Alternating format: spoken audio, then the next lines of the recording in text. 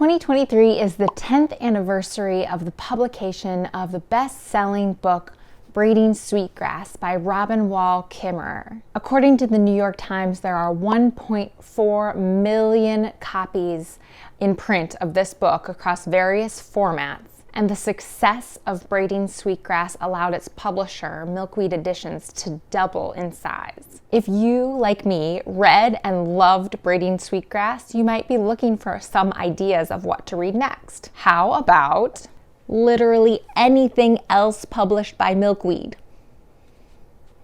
I read 17 books from Milkweed Editions between September 2022 and December 2022. And even though I only scratched the surface of Milkweed's amazing catalog, I still managed to explore a question that I've been wondering ever since I started this YouTube channel. Is there really value in immersing myself in many books from one single publisher all at the same time? By the way, I'm Sarah, and I love to read books from independent publishers and then come on YouTube to talk about them. So spoiler alert, the answer is yes. Reading 17 books from Milkweed was a deeply valuable and rewarding experience. There were so many overlapping themes between these books and ideas that crossed over from one book to the next. In the end, reading them all together lifted each book up higher for me, higher than if I had read any one of them alone. It helps a lot that Milkweed in particular has a really strong mission and vision and a particular ethos that they convey to the world through the books they choose to publish. I've spent a really long time processing how to share these books with you. I considered doing a video on each of them because each of them deserves their own discussion, but that seemed contrary to the nature of the project, which was to read them all together and to talk about the connections among them. But going in depth on all of them together will make this video far too long. So I decided to look for a happy middle ground and make 4 videos instead of 17 videos. And 3 of those videos will be broken up by genre, so a nonfiction, a poetry, and a fiction video. And then this video you're watching now is really just an introduction to all 17 of those books, hopefully get you excited to learn more about them. And then also a bit of an introduction to kind of the frame or this overarching theme or like a discussion I've been having with myself in my head about one thing that I think connects all of these 17 books. And I thought it was time to get that conversation out of my head and out here into the world to share with you. One thing that I did notice with all of these books, I believe, is that they each have a deep engagement with place and space, and in particular, in many of them, kind of who we share places and spaces with and how we share those places and spaces in the physical world around us. And also, many of these books explore how writing engages with place. So writing is kind of a 2D practice. You have words on a page, but a place is a 3D space. What does it mean for those two to interact? Just through their name alone, Milkweed Editions seems to be priming us to think about the living world and the physical world. Milkweed is a plant that is the site of metamorphosis for monarch butterflies. Monarch larvae can only eat milkweed, so milkweed is the only place that monarchs can lay their eggs. So the name of the publisher is, yes, a plant, but it's also a relationship between a plant and an animal, and it's a physical site of the act of creation and the act of metamorphosis. And because they're a publisher of writing, Milkweed is again priming us to think about like making connections between the natural physical world and the act of writing or the craft of writing and publishing. In an interview with independent publisher in 2016, Milkweed Editions shared that in particular for nonfiction, they're really looking to publish books with an ecological sensibility. And ecology is the study of living things and their environment. And actually, as Robin Wall Kimmerer points out in Braiding Sweetgrass, the word ecology comes from the Greek word for home. And I'd argue that every book I read from Milkweed, whether it was nonfiction or fiction or poetry, engages with this idea of home. What does it mean for us to call a place home? what's happening currently to our home, and who do we share our homes with. And Milkweed's home is in Minneapolis, Minnesota. I don't think I can start a video about place without pointing out Milkweed's relationship with the place it sits and the people who call that place home, and the people who've called that place home for eons. If you pick up one of Milkweed's books published within the last few years, you will notice in the back there is a message, I'll show you here, in which they acknowledge Minnesota Makoche as the traditional homeland of the Dakota people and the current home of many Dakota as well as many people from other indigenous nations. And if you do pick up a book from Milkweed, I hope you'll pay close attention to this message because it's an important part of the context of the physical book you're holding. And in the last sentence of this message, they write, "We humbly encourage our readers to reflect upon the historical legacies held in the lands they occupy." So in that spirit, I've included some information about Chicagoland acknowledgments in the description below, because that's where I physically live and sit right now. But I also hope you'll take Milkweed's invitation to think about the place where you live or where you're currently watching this from and its history. I'd be curious to know if any of you have encountered any other small presses that are including land acknowledgments in their books that they publish. And if you are, I hope you'll mention that in the comments below because I'd love to check those out. I also point this out because I think it speaks to Milkweed's focus on physical places and the people who live in those physical places, people who are from those physical places, the people who move through those spaces, and the people who occupy those spaces. And it's not just human communities, it's plant and animal communities too. So let's start with Braiding Sweetgrass because this is the first book from Milkweed that I ever read several years ago, and it really provided me with the frame with which to think about the rest of these books that I read from Milkweed. Braiding Sweetgrass was published in 2013. Robin Wall Kimmerer is a botanist. She's also a mother, a writer, and a member of the citizen Potawatomi Nation. In Braiding Sweetgrass, she gives us stories, mostly from her own life, but also stories of other people she's met, to show how our relationship with the land has been broken and to offer ideas for healing that relationship based on indigenous knowledge and practices and stories. The chapters range from helping salamanders cross a busy road on a dark, rainy night to Kimmerer serving as an advisor on one of her graduate students' research projects studying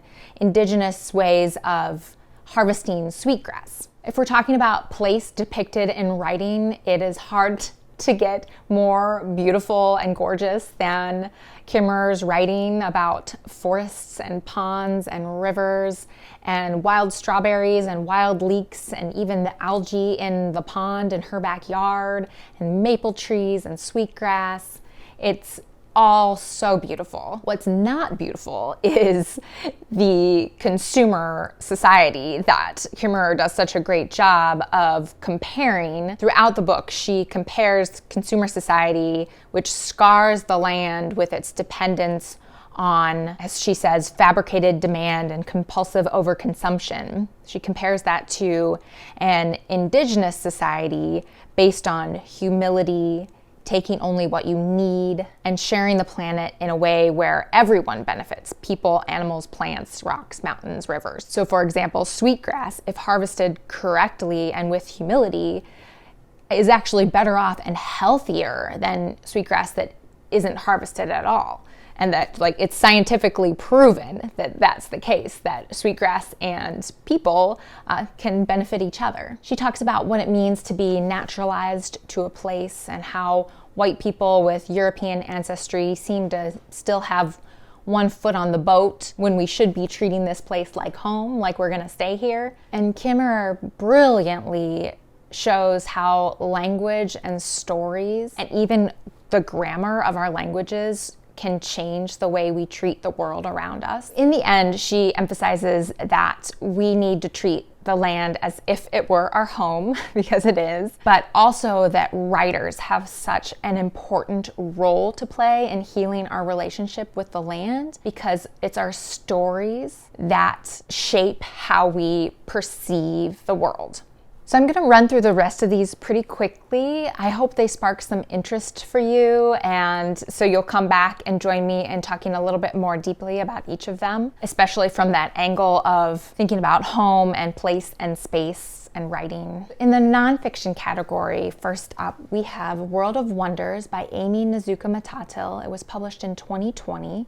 It includes gorgeous, gorgeous illustrations from Fumi Mini Nakamura. And Amy Nezuka-Matatil is a poet, and these are actually a collection of essays, and each essay is centered on a different animal or plant. We have the dancing frog, we have the narwhal here, the touch-me-nots. And each essay is crafted around either an interaction that Nezuka-Matatil had with that animal or plant in her life, or using that creature or plant as kind of a metaphor for something going on in the author's life. And often we're following Nezuka-Matatil from place to place as she's moving around as a young kid and as an adult and as she's going on vacations. So there's a lot of movement through space and place in this book. Next up, we have Sinkhole by Juliet Patterson, and this was published in 2022. And this is a memoir about the legacy of suicide in the author's family. So Patterson lost her father, her maternal grandfather, and her paternal grandfather to suicide. And in this memoir, Patterson tries to understand their deaths and also learn more about their lives to really explore what she's inherited in terms of trauma and grief. And I know it doesn't sound much like a memoir about place, but this is actually the book that put the little seedling in my brain about place and about how I was noticing a lot of these books were really rooted in place, because Patterson really deeply delves into the places that her family came from. So then we have The Life and Death of a Minke Whale in the Amazon. This is by Fabio Zucker, and it's translated from Portuguese by Ezra E. Fitz, and it was published in 2022. This book is a collection of essays from journalist and anthropologist Fabio Zucker, who has gathered stories and voices from the Brazilian Amazon. So we can't talk about the word place without also talking about the word displace. Zucker has spent a significant amount of time with the people of the Amazon, both indigenous and non-indigenous, learning about the ways that capitalism-driven deforestation has, and other forms of habitat destruction, not only forever alter vital ecosystems, but also completely destroy entire communities' ways of life. In this book, Zucker documents the various complex political and social struggles of people who Zucker describes aren't struggling just for existence, but for a different existence, not to let themselves be absorbed into an all-encompassing white culture. I also read Graceland at Last by Margaret Renkel, and it was published in 2021. This is a collection of Margaret Renkel's columns published in the New York Times between 2017 and 2021. The columns are both very personal stories, but also reported stories about her home in the South. In particular, many of them are about her home in Nashville, Tennessee. And all the essays, they're not grouped chronologically, they're grouped by subject. The different sections of the book are flora and fauna, politics and religion, social justice, environment, family and community, and arts and culture. All of these essays are about sharing space with both human neighbors and, as Kimmerer would say, more than human neighbors. Then we have several poetry collections. We have all of Ada Limon's Milkweed collections, all three of them published by Milkweed so far to date. We have Bright Dead Things, published in 2015, and The Carrying, published in 2018, and then The Hurting Kind, published in 2022. Ada Limon is the current U.S. Poet Laureate. She is well known for her poetry that explores the connections between the human and, again, to use the term, more than human world. One of my favorite of her poems is called Give Me This, and it features a groundhog in her backyard eating tomatoes that she's growing in her garden. There are also lots of birds and horses and snakes and trees and grass and flowers, but her poetry is just as much about family and grief and living and dying as it is about the more than human world. Then we have Maps and Transcripts of the Ordinary World by Catherine Coles. And these are poems, but there's also a lot of photographs with text as well. Whoops. We start off in Greece and then we go to Ohio, and there are a lot of specific places featured in this collection. But my biggest takeaway from these poems is the impossibility of capturing a place, truly capturing a place, and particularly like a particular moment, like a special moment in a place, with text and with photographs. Like, it's impossible to capture and recreate that exact moment and place. And yet, despite this impossibility, we have this desperate impulse to try to capture moments and places with text and with photographs. And I really love this collection. I also read Stone Garland, which is a collection of poems and fragments of poems from 6 ancient Greek poets, translated by Dan Beachy-Quick. And Beachy-Quick also provides short introductions and like little bios for each poet before their section, which I really loved. And then the last poem in each section for the poet is actually a sepulchral epigram written after the poet's death by like another poet, like celebrating their life, or in one case kind of saying like, watch out, this guy was kind of a bad guy, so maybe be careful walking over his grave.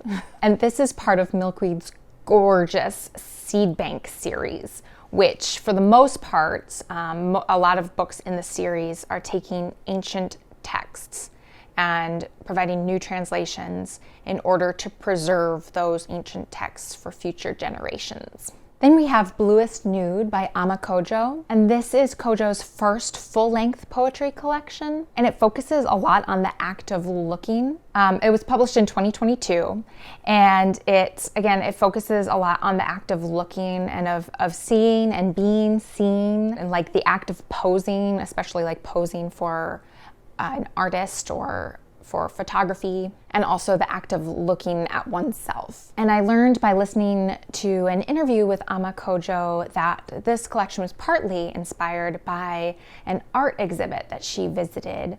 And the exhibit was curated by a woman named Dr. Denise Morel, and it was called Posing Modernity, the Black Model from Manet to Matisse to Today. And the exhibit starts chronologically with Manet's painting called Olympia, and specifically focuses on the Black woman featured in that painting, who was a model named Laure. And the interview is so fascinating that I went and I looked up this exhibit and learned more about it, and it just sounds really wonderful. And then we have Self-Portrait with Cephalopod, which is probably my favorite title of all of these books. It's by Catherine Smith, and this was published in 2021. So you've heard of post-apocalyptic stories. These are pre-apocalyptic poems. Reading this collection is like reading a boiled down, concentrated version of the experience of living in the pre-apocalypse. So for example, in a poem called Today is the Day, Smith writes, "It'll be a while before the planet dies. And meanwhile, we have to live here." And finally, from the poetry section is Vapor by Sarah Eliza Johnson. This was published in 2022. In these poems, we go all the way out into space with stars and exoplanets and nebulas. We come back to Earth and explode with volcanoes and are washed away by tsunamis. Then we go all the way down into the very cells of the human body. Usually we do all of those within the same poem. Reading this, I could almost like feel which of the cells in my body came from exploding stars. And finally, we have fiction. So first up is The Shame by McKenna Goodman. And this was published in 2020. And it's a story of a woman named Alma who is a writer, and she moves with her husband and her 2 young kids to a remote farmhouse in Vermont so that her husband can pursue his career at a nearby college. Alma also has her own career aspirations. She's kind of put those on hold to be able to raise her kids and maintain this like sustainable lifestyle that they've set out to have. So here's the first 2 sentences of the novel. Imagine you're in the middle of the state of Vermont, on a tiny island the size of a shoebox. Around you is a lake of boiling lava, so hot that it burns up anything it touches. And then we have Perma Red by Deborah Magpie Erling.